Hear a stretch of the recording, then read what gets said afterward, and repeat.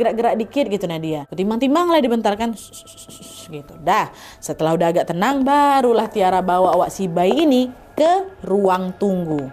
Tapi lampunya nggak aku matiin Nadia, nggak aku matiin lampu biru tuh, aku nyalain aja. Taruh mau keluar nih. Nah, di tengah jalan menuju ke ruang tunggu kan di sini.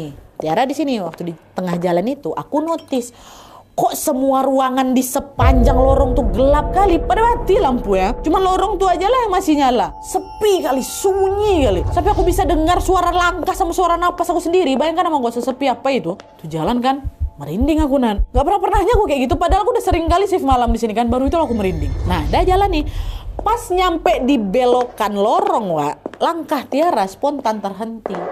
Sambil dia ngelihat dari jauh ke arah ruang tunggu yang ada dekat ujung lorong itu, Tiara ngebatin, kok ruang tunggunya gelap juga.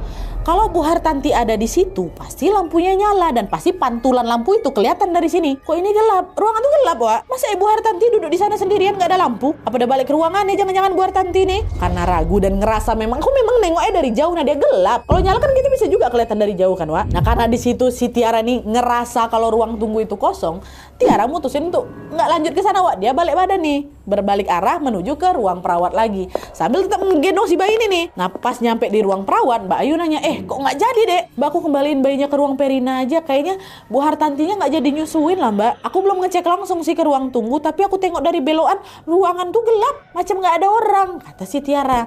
Mbak Ayu negur, belum dicek kok bisa bilang ruangannya nggak ada orang. Coba cek dulu, siapa tahu Bu Hartanti memang sengaja nggak nyalain lampunya karena mungkin dia sensitif sama cahaya. Tapi memang segelap itu, nggak mungkin ada orang. Ya tetap harus dicek deh. Kasihan loh Bu Hartanti itu nunggu di situ. Nurutlah Tiara akhirnya kan. Bukan cuma karena ucapan yang Mbak Ayu itu betul juga Nadia, tapi juga aku sadar itu memang prosedur yang masuk akal. Bayi kan harus segera kembali ke ibunya dan nggak mungkin dia ngambil keputusan cuma berdasarkan feeling aku aja kata gitu kan. Ya udah, akhirnya Tiara pun minta si Karin untuk nemenin dia ke ruang tunggu. Kawanin aku ruang tunggu lah gitu. Tapi Karin nggak mau. Jangan aku lagi ada tugas kata gitu. Dah, akhirnya terpaksa lah Tiara ini jalan lagi sendirian ke ruang tunggu itu, Pak. Nah, jalan nih kan, jalan, belok. Waktu sampai di depan ruang tunggu, lampunya masih mati Nadia. Tapi pintunya terbuka nih. Dari luar itu sekilas kelihatan memang ruangan tuh kosong, nggak ada siapapun di dalam. Sekilasnya kayak gitu, nggak ada, kosong. Tiara disuruh pastikan gitu kan. Akhirnya Tiara ketok lah pintu. Permisi Bu Hartanti. Hening, nggak ada jawaban. Nggak ada. Tiara coba tajamkan matanya untuk bisa ngelihat seisi ruangan itu kan, walaupun redup remang gelap kayak gitu. Lalu pandangannya, Wak, tertuju ke arah pojok ruangan itu. Dengan cahaya bulan yang samar-samar masuk lewat jendela, Wak, Tiara ngelihat Bu Hartanti lagi duduk. Duduknya bukan di atas kasur, bukan di atas kursi, tapi duduk membelakangi si Tiara dengan posisi duduk persis sekali macam tahiyat akhir. Ya. Ngapa duduk di bawah kayak gitu? Permisi Bu Hartanti gitu. Dengar itu, noleh Bu Hartanti tapi tanpa mengubah posisi duduknya dan tanpa ngomong apa-apa. Dia nengok ke belakang gitu kan. Ada apa nih Nan? Aku samperin lah ini Bu Hartanti. Dari jarak sedekat itu aku bisa ngelihat kedua matanya Bu Hartanti ini, Wak, sayu kali, sesayu-sayu itu. Tiara kecapean jangan-jangan Bu Hartanti nih, ngomong dalam hati. Terus ngapa pula duduknya kayak gini? Ngapa nggak duduk di atas gitu kan?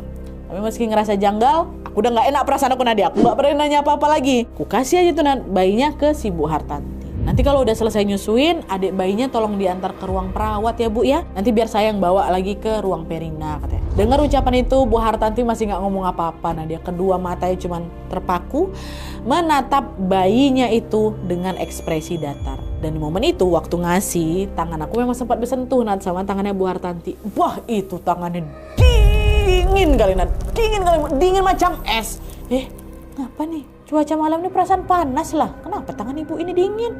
Apa karena AC? Enggak lah, hawa ruangan ini pun biasa-biasa aja. Makin gak berani nanya lah aku di situ. Setelah ngasih bayinya ke Bu Hartanti, Tiara pun langsung buru-buru pamit. Oh ya Bu ya, kami tunggu gitu. Tapi sebelum aku keluar dari ruangan tunggu, ibu tuh bilang, terima kasih ya Mbak.